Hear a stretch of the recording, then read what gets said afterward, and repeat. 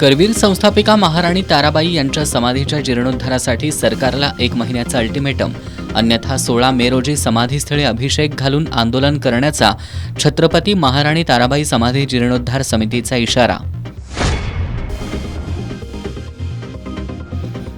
सीपीआरमधील surgical साहित्य खरेदीतील दोषींवर फौजदारी दाखल करा, प्रहार जनशक्ती पार्टीची मागणी. माजी आमदार संजय घाटगे यांना उपकारांची जाण नाही, ठाकरे गटाचे उपनेते संजय पवार यांची टीका.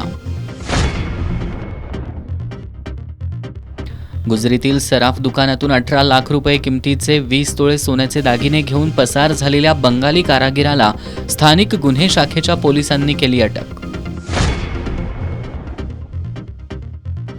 आणि अटल चषक फुटबॉल स्पर्धेला आजपासून प्रारंभ, दिलबहार तालीम मंडळ आणि संध्यामठ तरुण मंडळांची विजयी सलामी.